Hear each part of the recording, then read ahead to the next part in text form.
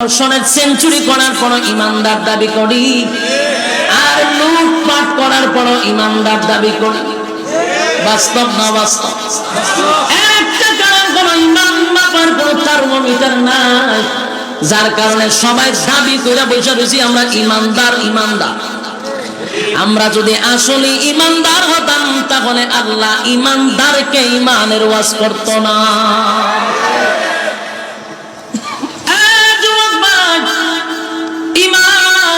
এমন একটা বড় নিয়ামত, ইমান সবচেয়ে বড় নিয়ামত। ইমান কেমনে যায় আমরা জানিও না, হাসতে হাসতে ইমান আমরা বিক্রি করে দিই। ইমান এত দামি, ইমানটা এত দামি এত দামি এত দামি। আল্লাহ বলে বান্দারে ইমান যদি থাকে পাহাড় পরিমাণ গুনাহ যদি হয়, আল্লাহর হক নষ্ট করছে বান্দা যদি একটা সময় ভিতরে এটা বুঝে আসে যে আমি গুনাহ করতে করতে পাহাড় পরিমাণ করছি, গুনাহ করতে করতে সাগরের পেনা পরিমাণ করে ফেলাইছি, এটা যদি একটা সময় বুঝে আসে, আর বান্দা যদি তার সমস্ত গুনাহর উপরে লজ্জিত হয়ে যায়, ইমান আছে কিন্তু গুনাহ আছে, ইমান থাকার বড় গুনাহ আছে, গুনাহ আছে ইমান আছে গো। গুনাহটা যদি সাগরের ফেনার মতো হয়ে যায়, পাহাড় পর্বতের মতো হয়ে যায়, আর এই গুনাহর উপরে যদি বান্দা কোন সময় লজ্জিত হয়ে যায়, বান্দা যদি লজ্জিত হইয়া চিন্তা করে আমি তো গুনাহ করছি, আমার গুনাহটা যদি আমার মা দেখতো গো, সন্তান বলে কোনদিন মা পরিচয় দিত না, গুনাহ যদি বাবায় দেখতো সন্তান বলে পরিচয় দিত না। আমি যে গুনাহটা করছি আমার স্ত্রী দেখলে কোনদিন স্বামী বলে স্বীকার করত না, আমার গুনাহ যদি আমার সন্তান দেখে বাবা বলে পরিচয় দিবে না। আল্লাহ আমি এত জঘন্য গুনাহ করলাম, আসমানের নিচে আমার মতো গুনাহগার কেউ নাই। আল্লাহর দরবারে যদি নুজুলে রহমতের সময় কোন বান্দা বান্দি আল্লাহর কাছে লজ্জিত হয়, গুনার উপরে লজ্জিত হইয়া চোখের বাণীগুলো ছেড়ে দিয়া অতীতের গুনার উপরে লজ্জিত হয়, আমি আল্লাহর কুদরতি পায়ে পড়িয়া বন্যার কারণে আমি আল্লাহর কুদরতি, আমি আল্লাহর রহমতের মধ্যে জোশ উঠে গেছে, বান্দা ওয়াদা দিলাম, বান্দায় যদি চোখের পানি ছেড়ে দিয়া কান্না শুরু করে দিল, লজ্জিতই হয়ে গেল, আমিও ফেরেশতাদেরকে সাক্ষী রেখে ওয়াদা করলাম আমার বান্দা সমস্ত গুনাহ চোখের পানিটা নাকের ডগায় আসার আগে আগে জিন্দেগির সব গুনাহ মাফ করে দিলাম। একটা জবান বন্ধ রাখবেন না, কোন আল্লাহু আকবার, আরো জোরে কোন আল্লাহু আকবার। গুনার উপরে লজ্জিত হয়, ইমানের দাবি নিয়ে ইমানদার ইমানের দাবি নিয়ে বসে আছে, কিন্তু সকাল বিকাল ইমান চলে যায় আমরা বলতে পারি না। আর ইমান এত দামি, ইমানটা এত দামি এত দামি এত দামি। আল্লাহ বলে বান্দারে ইমান যদি থাকে পাহাড় পরিমাণ গুনাহ যদি হয়, আল্লাহর হক নষ্ট করছে বান্দা যদি একটা সময় ভিতরে এটা বুঝে আসে যে আমি গুনাহ করতে করতে পাহাড় পরিমাণ করছি, গুনাহ করতে করতে সাগরের পেনা পরিমাণ করে ফেলাইছি, এটা যদি একটা সময় বুঝে আসে, আর বান্দা যদি তার সমস্ত গুনাহর উপরে লজ্জিত হয়ে যায়, ইমান আছে কিন্তু গুনাহ আছে, ইমান থাকার বড় গুনাহ আছে, গুনাহ আছে ইমানও আছে গো। গুনাহটা যদি সাগরের ফেনার মতো হয়ে যায়, পাহাড় পর্বতের মতো হয়ে যায়, আর এই গুনাহর উপরে যদি বান্দা কোন সময় লজ্জিত হয়ে যায়, বান্দা যদি লজ্জিত হইয়া চিন্তা করে আমি তো গুনাহ করছি, আমার গুনাহটা যদি আমার মা দেখতো গো, সন্তান বলে কোনোদিন মা পরিচয় দিত না। গুনাহ যদি বাবায় দেখত, সন্তান বলে পরিচয় দিত না। আমি যে গুনাহটা করছি আমার স্ত্রী দেখলে কোনোদিন স্বামী বলে স্বীকার করত না। আমার গুনাহ যদি আমার সন্তান দেখে বাবা বলে পরিচয় দিবে না। আল্লাহ, আমি এত জঘন্য গুনাহ করলাম, আসমানের নিচে আমার মতো গুনাহগার কেউ নাই।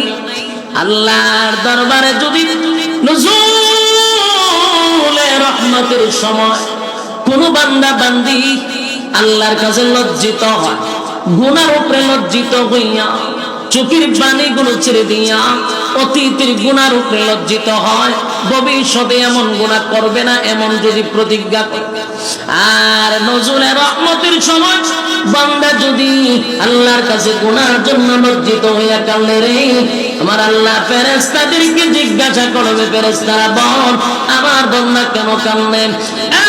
ফেরেশতারা বলবেন মালিক, আপনার বান্দা জাহান্নামের ভয়ে কাঁদলে। আল্লাহ বলেন জাহান্নাম কি আমার বান্দা দেখছে? না মালিক, জাহান্নাম কোনোদিন দেখে নাই। তাহলে কেন কাঁদলে? বলে আলেমদের জবানে জাহান্নামের ভয়ের কথা শুনছে এই জন্য কাঁদলে। আল্লাহ বলেন আর কিসের জন্য কাঁদলে? বলে মালিক রে, আপনার বান্দা জান্নাতের আশায় কাঁদলে। আর মালিক জিজ্ঞাসা করেন ফেরেশতারা শুন, যেই সময় পশু পাখিরা ঘুমায়া যায়, যেই সময় মানুষ তার স্ত্রী পুত্র লইয়া ঘুমায়, ঠিক এই মুহূর্তে বান্দা আমি আল্লাহর কুদরতি পায়ে পড়িয়া বান্দা কাঁদলে, আমি আল্লাহর কুদরতি, আমি আল্লাহ রহমতের মধ্যে জোশ উঠে গেছে। বান্দা ওয়াদা দিলাম, বান্দায় যদি চোখের পানি ছেড়ে দিয়া কান্না শুরু করে দিল, লজ্জিতই হয়ে গেল, আমিও ফেরেশতাদেরকে সাক্ষী রেখে ওয়াদা করলাম আমার বান্দা সমস্ত গুনাহ চোখের পানিটা নাকের ডগায় আসার আগে আগে জিন্দেগির সব গুনাহ মাফ করে দিলাম। একটা জবান বন্ধ রাখবেন না, কোন আল্লাহু আকবার, আরো জোরে কোন আল্লাহু আকবার। গুনার উপরে লজ্জিত হয়, রব্বি কারীম বলেন গুনার উপরে লজ্জিত হইলে আমি মাফ করে দিই, কিন্তু শর্ত হলো ঈমান। জোরে কোন শর্ত হলো ঈমান। গুনাহ করার পরে আল্লাহ বলেন আমার হক নষ্ট করলে মাফ করে দিব। ঈমানটা লইয়া যদি কবরে যাস, আল্লাহ কয় গুনার কারণে হয়তো বা জাহান্নামের আগুন দিয়ে জ্বালাবো পোড়াবো, কিন্তু ঈমান নামক দৌলতের কারণে আমি আল্লাহ তোর একটা সময় হলো জান্নাতে দিব। সুবহানাল্লাহ। বলুন কিসের কারণে? ঈমানের কারণে। ঈমান যদি থাকে গো, আমার মালিক বলেন জাহান্নামের আগুনে পোড়াইয়া তোরা জান্নাত দিবা। আর ঈমান যদি না থাকে অনন্তকাল জাহান্নামের আগুনে জ্বলতে হবে। কথা হয় না? ঈমান এত গুরুত্বপূর্ণ, ঈমান ঈমান এত গুরুত্বপূর্ণ, এই জন্য আল্লাহ বলেন ইল্লাল্লাযীনা আমানু, ঈমান আনতে হবে আমি আল্লাহর উপরে। ঈমান কার উপরে? ঈমান সাধারণ কোনো বিষয় না। যত বেশি ঈমান আপনার মজবুত হবে তত বেশি পরীক্ষা আসবে। কথা হয় না? নরমাল ঈমানদারের উপরে তো পরীক্ষা হয় না। কথা এখন ঠিক নেই? ঈমান যত শক্ত পরীক্ষা তত বেশি। প্রত্যেকটা মুমিনের উপরে পরীক্ষা হয়, কিন্তু এই পরীক্ষায় উত্তীর্ণ হতেই হবে। পরীক্ষা ছাড়া কেউ জান্নাতে যেতে পারবো? কথা হয় না দি? প্রত্যেকটা মুমিনের পরীক্ষা হবে, ঈমানের পরীক্ষা হয়। ঈমানের পরীক্ষা না দিয়া কেউ জান্নাতে যেতে পারে না। আজকে গোটা পৃথিবীর মধ্যে তাকায়া দেখেন, ফিলিস্তিনিরা এখন ঈমানের পরীক্ষা দিতেছে। কথা হয় না? ঈমানের পরীক্ষা ফিলিস্তিনিরা দিতেছে। আমরা বৈশা বৈশা শুধু নিন্দা জানাবো না, আমাদের জন্য পরীক্ষা শুরু হয়েছে। কথা কই না দি? ফিলিস্তিন মার খায় আর আমরা এখানে বৈশা বৈশা শুধু নিন্দা জানাই। কিন্তু আমরা জানি না ইমানের পরীক্ষা বাংলাদেশের মুসলমানের উপর শুরু হয়েছে। ঠিক বাড়ি দিয়ে হবে পাকিস্তানের উপরে ইমানের পরীক্ষা শুরু হয়েছে। মুসলিম দেশে ইমানের পরীক্ষা শুরু হয়েছে, কিন্তু আমরা মুসলমান লাল চামড়া কুত্তাগুলির পা ছাড়তেছি, পরীক্ষার খবর নেই। বাস্তব না বাস্তব? লাল চামড়াদের পা ছাড়তেছি, প্রত্যেকটা মুসলমানের দেশে প্রত্যেকটা নাগরিক প্রত্যেকটা ইমানের উপরে পরীক্ষা শুরু হয়েছে। বাংলাদেশে বসে আছি, ইমানের পরীক্ষা শুরু হয়েছে নি? পরীক্ষা শুরু হয়ে গেছে। মুসলমানের রক্তে জপতে স্যার তুমি তসবিহ টপলে এখন চলবে না। এমনকি তসবিহ দেওয়ার সময় সম্মানিত শুধু গোটা বিশ্বের সব মুসলমান ঐক্যবদ্ধ হতে হবে, এক প্ল্যাটফর্মে আসতে হবে। বিশেষ করে আমরা যারা আছি আমাদেরকে সর্বপ্রথম এক হতে হবে। ঐক্য ছাড়া বিকল্প কোনো রাস্তা নাই। আমরা কি আওয়াজ করতাম, আমরার মধ্যে ঐক্য নাই, খবর তো আমরা খারাপ। এতগুলা ইসলামিক দল না হইয়া যদি সব মিললে একটা হইতো, কিতাব বোঝেন রাম বামরা কথা কইবার সাহস নেই তুই আমরা লগে। আমরা 15 জন হইলে একটা ব্যানার লই, আমি একটা দল, 20 জন হইলে আরেকটা দল, ওমা দলের অভাব নাই। এত দল বাংলাদেশ, সব দল ভেঙে একজনের নেতৃত্বে যদি আমরা যেইভাবে আকর্ষণ হিসাবে নেতৃত্বে সবাই এগিয়ে চলছিল এইভাবে যদি আবার এক হতে পারি, আল্লাহর কসম এই দেশে ইসলামের পতাকা উড়বে ইনশাআল্লাহ। ঐক্য ছাড়া সম্ভব না, কিন্তু কারণ আমরা ঐক্যই না ফাটল সৃষ্টি করবো। এই জন্য আমাদের উলামায়ে কেরামদের উচিত আমরা এখন ঐক্য হওয়া দরকার, মাঝখানের দিকটা ফাটল সৃষ্টি করার কোনো দরকার নাই। আমরা কিন্তু অনেকে আছে ফাটল সৃষ্টি করা শুরু করছে, আমরা সেই ঐক্য হইতে মাঝখানটা দেয় ফাটল সৃষ্টি করে না। যতদিন না পর্যন্ত ঐক্য না হবো আল্লাহর কসম মায়ের খাইতেই থাকবে, মায়ের খাইতে হবে 100%। আজকে আপনি খাইতেছেন, কালকে আমারও ধরবো, এটা নিশ্চয়তা নাই। আপনারা ধরছে আর আমি যদি আমার দল না কে সুখ দে 2 দিন পর আপনারা শেষব, এটা নিশ্চিত থাকেন। আর অলরেডি বাংলাদেশে কিছু প্রমাণও আমরা পাচ্ছি। একজনের মারলে আরেকজনের হাতে তালি দেয়, হেরও ধরছে, যে তালি দেয় হেরই ধরে, তবে একটু সময় নিয়ে ধরে। বাস্তব না বাস্তব? তাহলে একজন আরেকজন একটা দিককে টিটকারি মস্কারি না করে সবাই আমার ভাই, আমার মুসলমান মুসলমান, আমরা ভাই ভাই, আমাদের এক ছাড়া বিকল্প কোনো রাস্তা নাই। আর আমাদেরকে ফাটল ধরানোর জন্য আমাদের মাঝখানেও কিছু লোক তারা রেডি করে রাখে, ফাটল খবর লোক। বলো ঐক্য ছাড়া বিকল্প কোনো রাস্তা আছে? গোটা বিশ্বের সব মুসলমানরা যদি আজকে হুঙ্কার দিত, ইসরায়েলি পারত ফিলিস্তিনের উপরে হামলা করত, কিচ্ছু লাগে না। আমাদের যতটুকু স্টাডি আছে, এতটুকু গবেষণা করে আমরা যতটুকু বুঝতে পারছি, সবচেয়ে বেশি সম্পদ হলো মুসলমানের হাতে। এর মধ্যে সবচেয়ে বড় সম্পদ হলো তেল। তেলের উপরে সম্পদ আছে না? আল্লাহর কসম, যদি এখন আরব দেশগুলি বলে যে আমরা তেল দেওয়া বন্ধ করে দিব, সব লাল চামড়া কুত্তাগুলি দৌড়ের উপরে থাকবো, শুধু তেল বন্ধ করে দিল। এই সম্পদ আল্লাহ মুসলমানকে দিছে, কিন্তু দেখেন না মুসলমান এত বড় সম্পদ পায়, এরা ফাও ছাড়তেছে। কি পা ছাড়তেছে তারা? খালি মুসলমান একটা হুঙ্কার দিল, আজকে প্রতিদিন সকালে লাশের মিছিল দেখতে হয় না। এর একটা কারণ হলো আমাদের মধ্যে ঐক্যই নেই, ঐক্য নাই। সাবধান, ঐক্য চাই যে কোন দলের হোক। আমরা ঐক্যের জন্য কোন তরিকা দেখবো না ইনশাআল্লাহ। তরিকা থাকতে পারে, ভিন্ন তরিকা একজন থাকতে পারে, তার তরিকা মতো চলতে দেন, কিন্তু মুসলমান হিসেবে আমরা এক প্ল্যাটফর্মে আসতে হবে, এছাড়া বিকল্প রাস্তা নাই। তো আমি জানি আমার কথা বলি আপনাদের কাছে বেশি মজা লাগবে না, কথাটা সবার কাছে যে পছন্দ এমনও না, কারণ আমরা দেশে যেহেতু 15 জন একটা ব্যানার লিয়ে দৌড় মারি, তো সুতরাং আমার এই কথাগুলি আপনাদের কাছে যে পছন্দ হবে এটা আমিও জানি পছন্দ হবে না। কারণ আমরা 20 জন হলে এখন আমি চিন্তা করলাম আমার সভাপতি বানাও, আমার নেতা বানাও। এই নেতাগিরি বাদ যতদিন না ছুটবে ততদিন কি বাংলাদেশে ইসলামিক আইন কায়েম কোনোদিন কায়েম হবে না। যতই স্বপ্ন দেখেন ইসলামী হুকুমত কায়েম হবে, কখনো সম্ভব না। কারণ আমার ভিতরে নেতাগিরির ভাব আছে। আমি 15 জন লিয়ে সভাপতি দিতাম চাই, 15 জন লিয়ে আমি প্রধান অতিথি দিতাম চাই, সে কেমন হইব? যুবক ভাইরা আমার, আল্লাহ বলেন এক নাম্বার কর্মসূচি হলো ঈমান, ঈমান, ঈমান।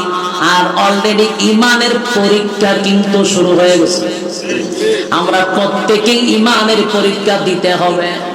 সাহাবায়ে কেরাম জান্নাতের সার্টিফিকেট পাইছে, কিন্তু ঈমানের পরীক্ষা দিয়া। কথা কোন পরীক্ষা ছাড়া সার্টিফিকেট পাইছে? সাউন্ড একটু তুলে দেন না, একটু সাউন্ড ঢুকে যায় আওয়াজটা। আমি বলুন, সাহাবায়ে কেরাম যারা জান্নাতে গেছে কি ঈমানের পরীক্ষা না দিয়ে গেছে? না পরীক্ষা দিয়ে গেছে? প্রত্যেকটা সাহাবী ঈমানের পরীক্ষা উত্তীর্ণ হয়েছে। সুবহানাল্লাহ। আমার উপরে তোমার উপর ঈমানের পরীক্ষা হবে। ঈমানের পরীক্ষা আসলে আমরা অটল থাকবো, ঠিক কিনা বলেন? ঈমানের প্রতি আমরা অটল থাকবো, জীবন দিব কিন্তু ঈমান দিব না। রাজি আছি?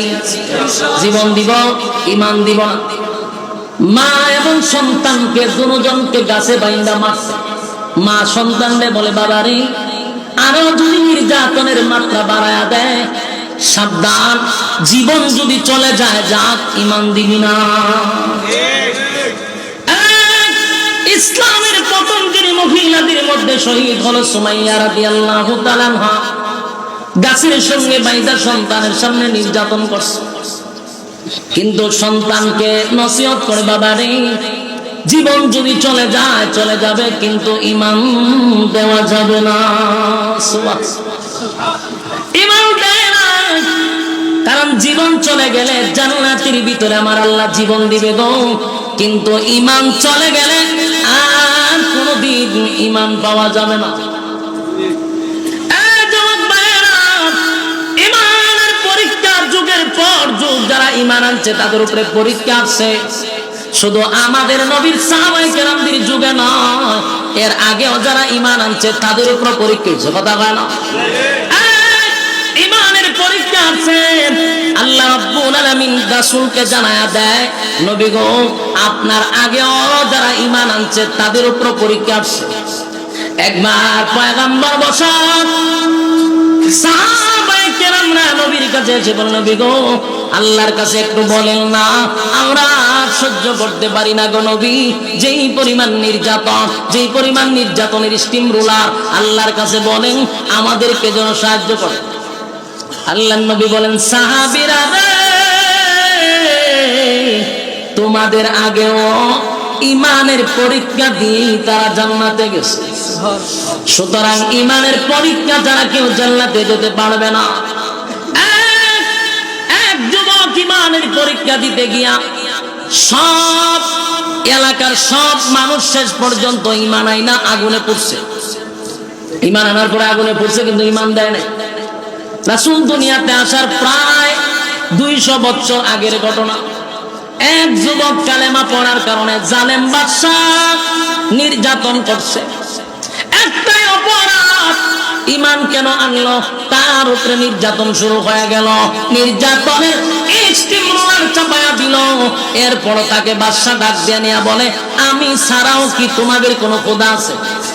যুবক ডাক দিয়া বলেন, আমার রব যিনি, তিনি হলেন আল্লাহ, যিনি আসমান আর জমিন সৃষ্টি করছে, যিনি আমারও সৃষ্টি করছে, যিনি আপনাকেও সৃষ্টি করছে, ইনি হলেন আমার রব আল্লাহ।